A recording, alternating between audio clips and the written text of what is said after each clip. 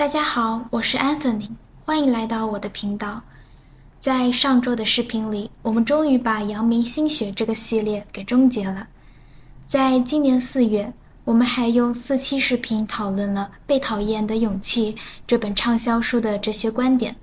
相信很多朋友也能看出来，我想讨论的不单单是阳明心学或者《被讨厌的勇气》这本书本身，而是借助它们来分析一种相当普遍的思维方式。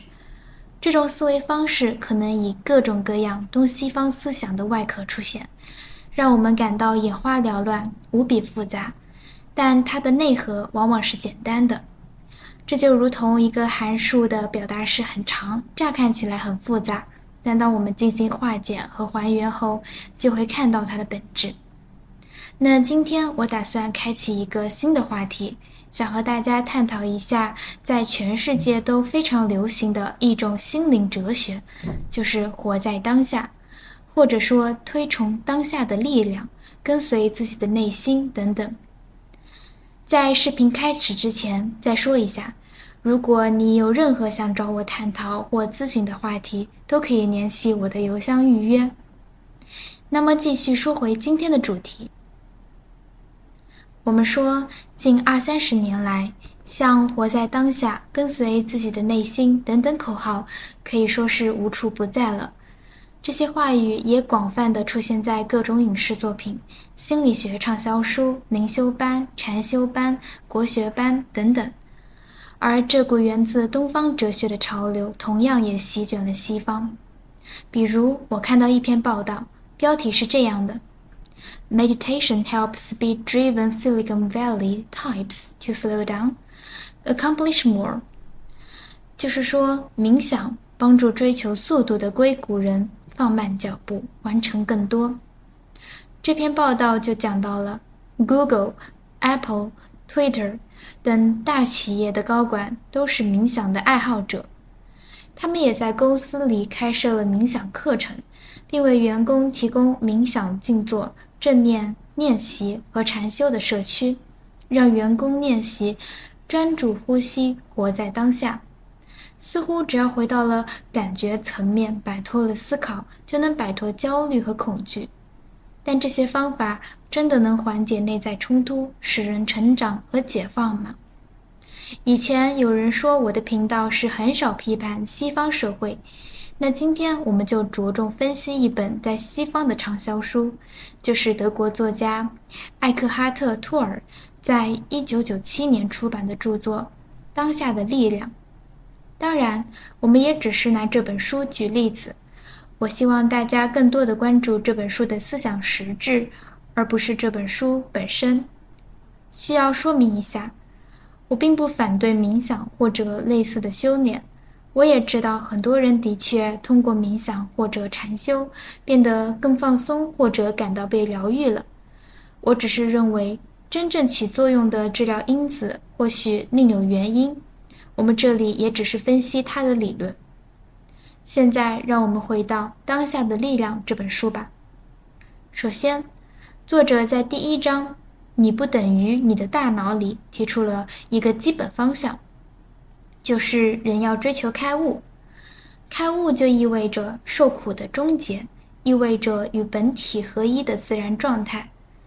当一个人达到这种自然状态时，人就摆脱了内心的恐惧、冲突和矛盾，就能感受到本体。那么，什么是本体呢？作者是这样解释的：本体是超越了那些受限于生死的各种生命形式的无形的、不灭的本质。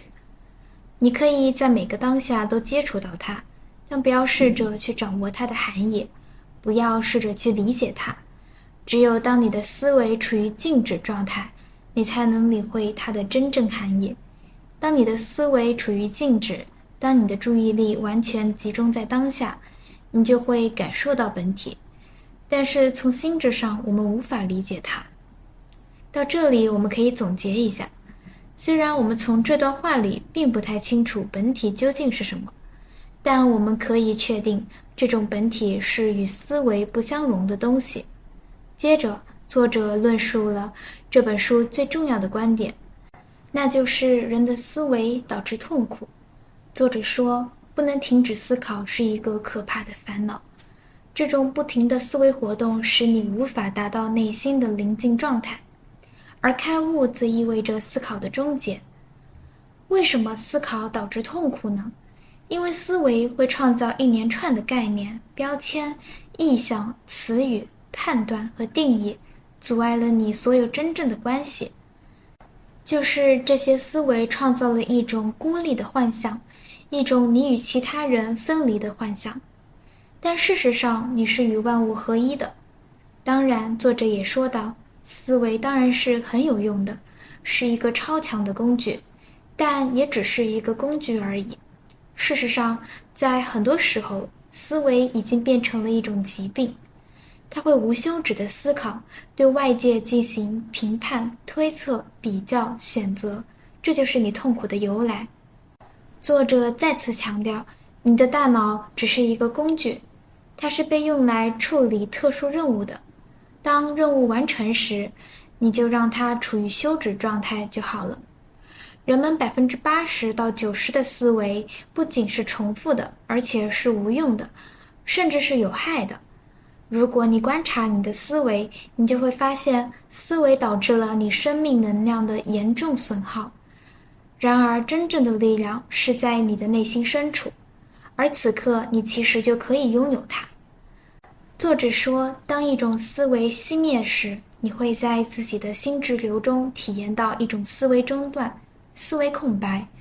这种空白是短暂的，或许仅仅几秒钟，但是渐渐的，这种空白会越来越长。当这种空白出现时，你的内心会感到静止和宁静的状态，于是你开始感到与本体合二为一的自然状态。通常，这种状态受到思维的蒙蔽而模糊。多加练习后，这种平静和宁静的感受会加深。你会感到来自内心深处的喜悦。你会感到所有的思维、情绪、身体以及整个外部世界，在与本体的比较之下都不重要了。这就是一种无我的状态。到这里，作者已经讲出了这本书最重要的观点了。我们说，作者的这种思维方式的确是反语言的。他的意思是说，是语言、概念、标签这些东西使我们每个人相分离，从而产生了孤独。它使我们陷入强迫性的思维，并感到无尽的痛苦。虽然说人的痛苦的确来源于很多概念和标签，但作者似乎强调的是，思维和概念从根本上就是有害的，它们顶多只有工具性的价值，而稍不留神就会让我们陷入痛苦。因此，我们要学会摆脱大脑，练习去除思维，顺应内心的力量，才能体验到宁静和幸福的时刻。作者描绘了一种脑和心对立的画面，他将大脑以及大脑所具备的语言能力描绘成了痛苦的源头，而心则是神秘的、温柔的，具备一切智慧、灵性和宁静的一种浪漫的存在。正如作者的标题所说的，你不等于你的大脑。然而，这种对立在逻辑上就很混乱。当我们说到跟随自己的内心，这个心显然不是指解剖学意义上的心脏。不论我们如何理解这种内心的力量，它首先是一种神秘的体验，或者说直觉。然而，这种感觉本身不正是大脑的产物吗？我们是不可能脱离大脑去讨论感觉的。不论是人的理性还是情感，本质上都是大脑的功能。人的直觉也离不开大脑的腹内侧前额叶皮层的加工。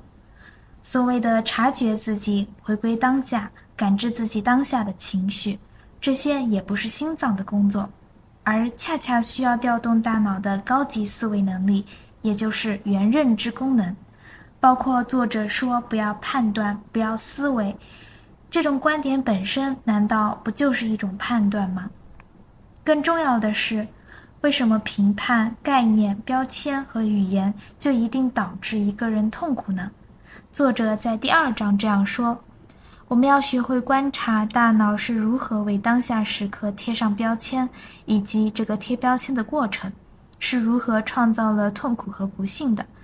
一旦你不再认同你的思维，你的那种迫切希望胜过对方的欲望，以及那种深深希望自己是正确的状态将会消失。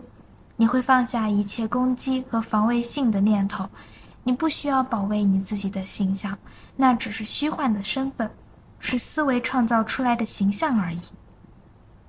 可是作者所说的那些防御心理，那些想要压倒对方的心理，并非思维的必然产物，而是偏执、匮乏和不安全感驱动下的思维的产物。理性的思维、开放的判断能力，恰恰可以让我们反思被迫害感，脱离控制欲、羞耻和焦虑。问题不在于思维，而在于我们如何思维。叫人放弃思维，就像叫人不要呼吸一样，看似超脱，实际上是一种倒退。而且我们也不可能不对事物进行贴标签、下判断。我们平时说不要去评判别人，并不是说我们什么都不要想，不要对别人有看法，而是说不要用恶意的、刻板的、贬低性和物化他人的标签来伤害对方。但是我们可以对对方有温和、审慎、建设性和开放的判断，这也是一种判断，并且这种判断也是对他人的尊重。比如一个孩子最近遭受了某种挫折，但父母信任孩子，认为孩子是有解决能力的，于是他们鼓励孩子，结果孩子就成功克服问题了。父母的这种判断就是有注意性的。所以说，下判断、贴标签本身完全不是问题，这其实是人类面对复杂世界时为了节省认知成本所发展出来的一种基本能力。人之所以判断、分类、解释，是因为世界充满复杂和未知。作者一直在暗示，那种没有判断、没有思考、纯粹的感受当下情绪流动的状态是最自然、最本真、最 original 和 natural 的。然而，如果我们真的放下一切判断，放弃总结、概括、组织经验和信息，让自己陷入一种纯粹偶然、不可预测的体验之中，我们恐怕会感到非常的焦虑和恐慌。正如存在主义心理治疗所说的，我们不可能接受纯粹的偶然性。数十年的实证研究已经证实，我们的感知神经系统会让我们立刻对无序的外界刺激进行组织。从科勒、惠特莫和考夫卡所奠基的格式塔运动，衍生了大量关于知觉和动机的研究。这些研究均显示，我们会把无序的刺激、行为和心理数据组成完整的形态、结构和模式。当我们看到白纸上随机的黑点时，我们会把这些黑点组成图形和底色。在看到不连续的圆形时，会自动把它看作是连续完整的。如果无法把刺激或情境纳入某种模式，人就会觉得紧张、困扰、不满意。这种不安会一直持续下去，直到人觉得这个情境符合某种更包容的、可以辨识的模式，从而得出对它更完整的理解。如果我们的世界是冷漠的、没有规律的，我们就会感到不安，于是会去寻找规律、解释和存在的意义。如果人相信自己能够找到意义，就能带来一种掌控感。即便找到的意义架构认为人是渺小、无助，或者是可有可无的，也比没有找到意义的状态要好。也就是说，判断、概念、标签根本就不是什么束缚我们的桎梏，而恰恰帮助我们降低了认知负担，是我们与生俱来的最自然、最本能的一种自我调节手段。叫一个人从判断和思维中脱离出来，纯粹的面对当下，这才是真正扭曲、不自然和违背人性的。如果一个人真的彻底停止所有的标签、判断、语言和概念，他也就丧失了自我意识与对世界的基本理解能力。这种状态不如说更像是解离，甚至是精神分裂的状态。更何况，现代社会的各种事物几乎都需要一个更清晰的自我意识，对个体的快速学习和语言表达能力也提出了越来越高的要求。比如，职场要求你逻辑清晰、规划明确；社交媒体强化的是身份认同、自我形象建构和语言的表达能力。如果你真的在生活中放弃判断，停止概念化，完全活在当下，那你在社会功能上也会逐渐退化的。这也是为什么很多人在修炼的时候总感觉没有进步，总感觉自己的心就是静不下来。他们为自己的智慧不足、修行不够而感到焦虑、内耗，因为这本来就是非常不现实的。那种越来越宁静、无我、没有情绪波动的状态的确可能存在，但那往往建立在一种与世隔绝的环境之上的，比如深山、森林，或者是西藏的高原上。那样的地方没有媒体，没有社交，也没有新的信息，每一天每一年都是循环往复，没有变化的。我们曾经提到过一部韩国的佛教电影春夏秋冬又一春，就体现了这种境界。在那部电影里，你会觉得100年和1年也没有区别，一切都是那么的寂静平和。但这样的生活你愿意过吗？即使你能够摆脱世俗的各种焦虑，体验到那种纯粹的宁静、喜悦和平和，但这种宁静又有什么意义呢？更重要的是，我们在情绪上的焦虑、痛苦本身就源于我们可能置身于一个有毒的环境，而要摆脱有毒的环境，首先就需要我们的思维去认识、判断和反思。我们必须先判断，才能谈得上应对以及保护自己。很多时候，恰恰是没有判断，才导致自己受到更大的伤害。比如没有识别关系中的 PUA， 没有判断环境中是否危险，没有认清社会结构的压迫，而这种判断必然要运用到思维。如果我们真的像作者那样，不管当下时刻的情况怎样，心甘情愿地接受它，就像它是你选择的一样，这看起来好像非常轻松，实际上是叫人无条件地顺从现状，接受现状，不要去抗争和反思。在这一点上，我们说当下的力量的确是东方哲学的产物。西方文化里的确也存在对语言、符号、理性的深刻批判，在法国哲学中就比较多。比如拉康认为语言是对主体的一种异化，甚至是一种创伤，因为语言和实在之间存在无法弥合的鸿沟，这本身就是创伤体验。福柯指出，知识和话语并非纯粹理性和中立的，而总是潜藏着规训权力，于是他认为主体已死。布尔迪厄通过对符号暴力的分析，指出了符号是如何通过教育和文化品味来区分阶级以及生产不平等的。然而，不论他们如何的批判语言、符号、话语和知识，他们却从来没有主张要抛弃掉这些或者回归宁静，而是为了揭露、对抗、抗争，他们的哲学始终保持着一种对抗的张力，一种悲剧感，一种对权力的警惕和对自由的渴望。而从当下的力量中，我们不仅看不到任何对于放下自我的悲剧感和伤感，反而是看到了一种解脱和幸福的意味。这或许是东西方哲学最隐秘、最深刻的差别了。今天就先聊到这里吧，我们下期视频会继续讨论这个话题。如果你有任何困惑和问题想和我交流，直接联系我的邮箱就好。